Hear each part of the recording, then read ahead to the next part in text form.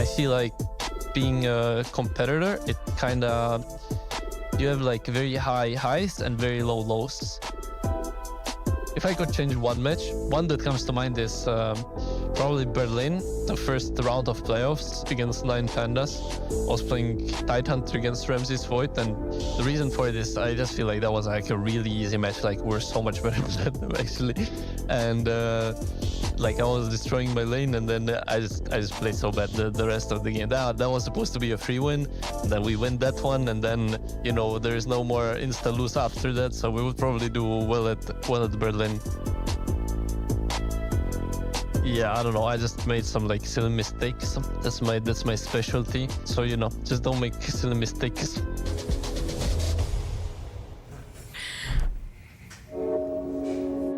Ну, я думаю, когда я пришел в команду в 2020 году, я был слишком юн, я поддавался эмоциям во время игр, во время тренировок. Я был очень вспыльчивый. Со временем это у меня ушло, я как-то это перерос. Я больше начал понимать, что, в принципе, такое командная игра, командная коммуникация, как нужно коммуницировать, как не нужно. Я был, ну, таким средним average игроком, без опыта, но спустя года, я думаю, я стал очень хорошим игроком, как именно тиммейт. Мне один момент запомнился, это была третья карта Лима Мейджора, когда я играл на линии, мы играли против Shopify Rebellion, где я играл на линии, и я не нажал там БКБ, я помню, и мы из-за этого проиграли, в принципе, карту. А это была третья карта за топ-6. Я думаю, если бы мы ее выиграли, мы бы, скорее всего, прошли дальше или выиграли турнир. У меня до сих пор возникают флешбеки с этого момента, когда в меня катится Тускар, я не нажимаю, и мы проигрываем. Я тогда был в тильте после этого момента.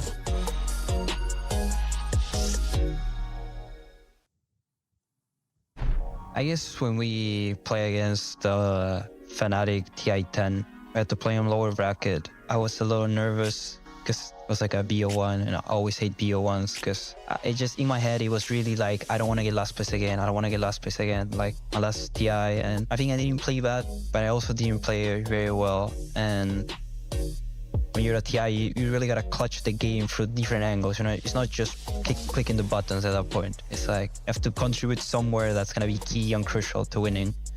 And I didn't do it. You know, I was very average. So I went to TI7, and then I didn't go to TI until TI10. It felt like 3 years had passed, the same result. It was really frustrating. I was really like sad towards myself because it meant like, well, this whole journey, you know, to get to the same spot.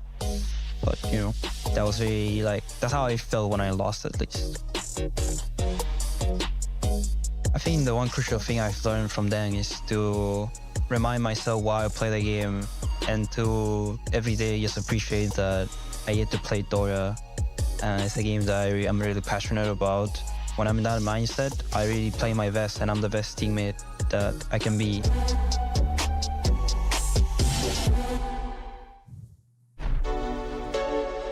I was coaching VP at last TI, right? And I joined also right before TI, if I remember correctly, maybe like 3 months prior to TI. And before that, I wasn't playing. I would say every player, or not even player, every human being goes through the time of your life where you just need to take some pause from things you were doing before, right? Just and a mental breakdown happens. You're like, okay, I just need some time to be with myself and just live a life. And then you're like, okay, that's enough. Time to come back to good stuff. The biggest lesson, or like the biggest thing that might win us a lot of games, is confidence. Is actually confidence, especially in our team. It's not like we are not confident in ourselves, but we are not showing this confidence to other teams, or like we are not bringing this confidence into the game. And we can play 10 scrims, 2,000 Dota games, and then we come into official game and like, hey, what to do? We're like chickens running around. Come on, guys, we did it. We did it a lot of times. That's why we played this game. That's why we love this game. Let's have fun, etc. And this is I would say what is like the biggest thing in this team. That's what I hope we will bring into TI.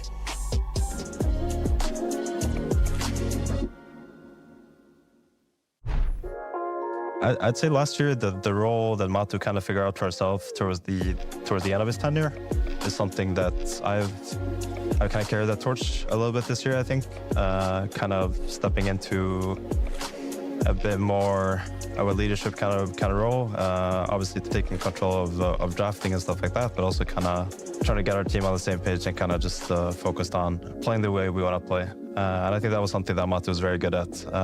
He's very good at playing his own kind of style of Dota. The first teams I played on in my career, I had very strong personalities. Playing with PPD, playing with Fear, playing with Artur, Sumail, and obviously Team Secret, the second team, playing with like S4, Kuro, and Puppy as my second team really. And there wasn't really room for any more. So I think I kind of early on learned to, just like adapt to the space and kind of just try to mold myself into the group. I think Puppy has probably been the way he sees the game is just way different. There's a lot of good Dota players. There's a lot of good competitive Dota players as well, but not many of them can establish that kind of touch on the game, I think. And maybe that's something that I haven't been able to do as much. But I think when it comes to leadership and captainship and stuff, I think at least I'll try my best to step into that role.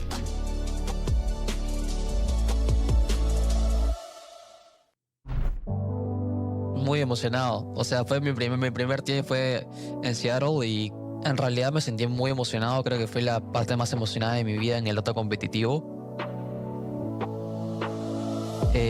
porque fui parte del primer equipo sudamericano que clasificaba a un mundial, entonces como que había mucha emoción y a la vez muchos nervios, ya que era la primera vez que competíamos internacionalmente y nada, como que llegamos al TI, dimos lo mejor de nosotros, pero lamentablemente nuestra falta de experiencia y los nervios también es como que jugaban en contra, ¿no? Y veníamos jugando con equipos que venían jugando ya casi 7 TI, si no me equivoco. Entonces fue como que nuestra primera vez y fue una bonita experiencia. Yo comencé a ser capitán a partir de 2018. En realidad lo que pasó fue que en Sudamérica yo sentía que la gran mayoría de personas jugaban muy bien Dota, pero tipo los capitanes no tenían una fluidez al hablar y no sabían comunicarse bien. Entonces yo sentía que tenía esa posibilidad, sentía que podía llegar a mis compañeros y podía como que hacer esa comunicación en la cual ellos se sientan cómodos, estén bien y solo necesitan jugar para ser un capitán en Sudamérica, porque siento que es muy diferente ser capitán en Sudamérica que ser capitán en otra región.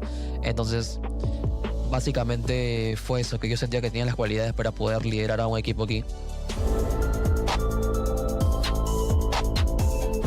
Difference during the DBC season compared to like Riyadh and the Stream League. I think, to be honest, I think teams got ahead of us a bit in terms of meta. I think all the ramifications of the massive map size patch weren't really truly felt until more recently. I think Riyadh was one of the first tournaments where people like that was started to be felt more. It just takes time for people to like truly understand some of these things, and it's still being felt. Like people don't really understand the map even close to like they used to with the old one, where everyone knew everything and it was like every game was like pre-planned, 5 minutes, our game's over. It's not like that anymore. And I think we were honestly just a bit behind on some things, and other people they got ahead of us, and so we're just playing catch up. And when you're playing catch up as opposed to like you're in a good spot and there's slight things you're tweaking, that perspective difference is like massive. And I think for the last 2 tournaments we were in the perspective of we're trailing and we're like clawing to try to catch up to people as opposed to being near the front and like maintaining that position.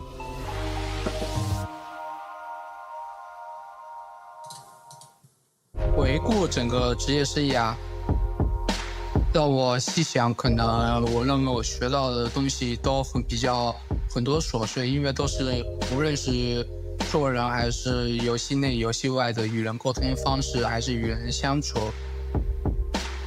不论也是因为这职业生涯我已经过了，已经有接近10年，我也看到了许多东西。所以真要说学到什么，我觉得已经太多了，因为已经贯穿我就是接近一半的人生了。所以，但是真正让我学到，我觉得肯定还是珍惜，无论是身边还是所有与自己共事过的，就是职业选手，还是现在身边所有的朋友吧。我觉得这些主要是最主要的。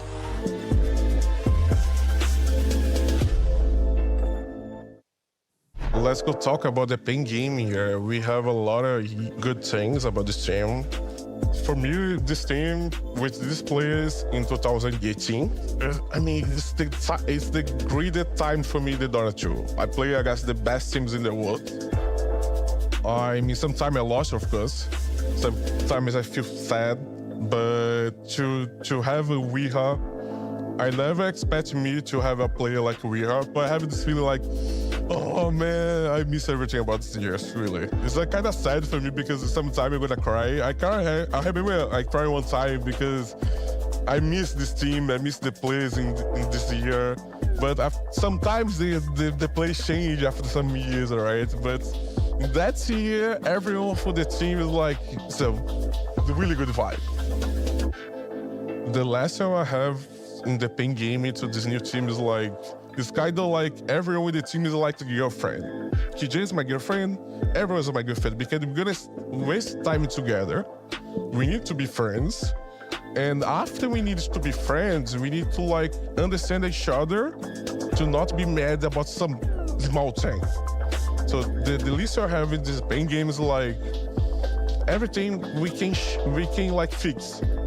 So my team is my girlfriend. I'm gonna waste my time with my guys. That's the feeling. That's a feeling I have at the lesson with the Pen game because in that team, that time we had a really good friendship. So I miss everything about everyone like in that year. Oh my God, I'm gonna cry.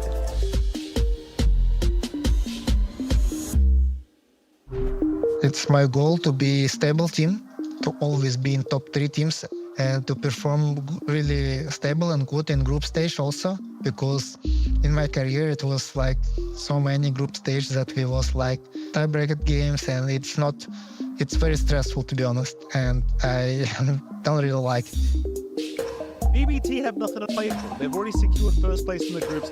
Now in Bad Boom we have a really stable way to make games easier, and we have a plan every game, which I feel like we lack in Spirit. When I was in Spirit, it's my opinion, so that's why I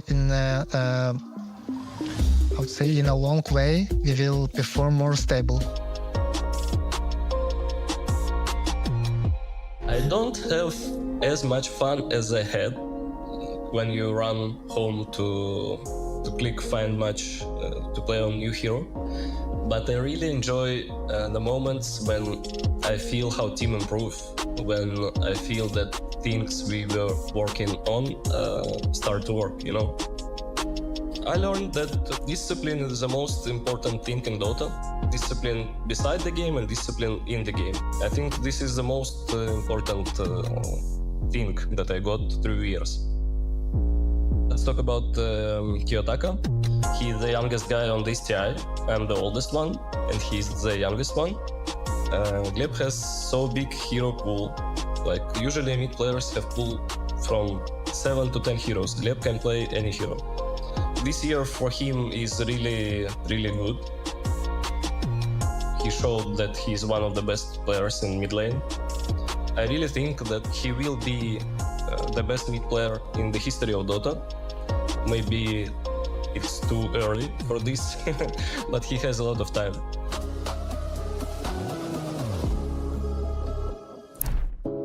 This DPC, we managed to qualify to the first major in Lima.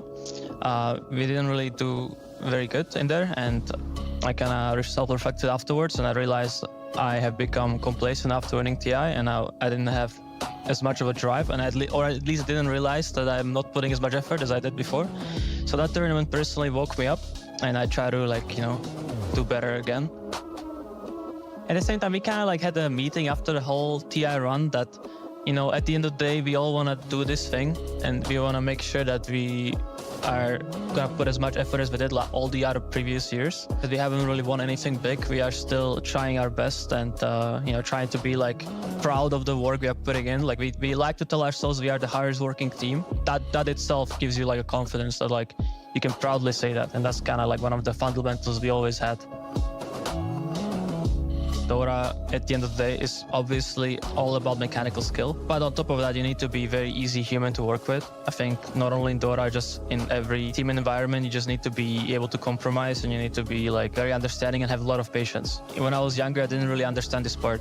And so yeah, that at least would be like a biggest advice that I would give to myself, to just be more patient and be more understanding.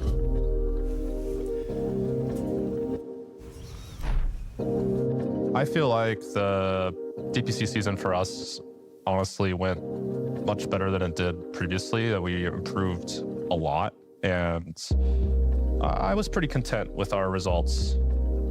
What changed between the first two qualifiers and the third one, I think, one, we got a sports psychologist to help us, and it really improved our mindset and our mental capacity to play the game. And then we honestly just got better as a team throughout the season. Like, we always felt like we were able to qualify and able to perform, but something was just holding us back, and we were able to push through it. I think the best way to describe it is kind of what Edward would tell us this, that like we need to connect with the human side of our teammates and not value them based on their performance. Dota's a lot more fun when you realize you're playing with people and not just like numbers and robots. You also tend to play a bit better together when you realize that too. Biggest, like, not lessons maybe, but experiences I'm grateful to have is just basically like the coming together of many cultures on a LAN event. I think it's one of the greatest things ever. When you go to any LAN, like any major, you get people from all around the world. Now, especially also South American Dota, you have a lot of Brazilian players, you have Chinese players, of course, and you have all these cultures coming together. And this feeling of getting to know these cultures a bit better and everybody being united and like playing a video game is something, in my opinion, really beautiful. Like in the beginning, I remember when I was in my first major, it was Arlington Major last year.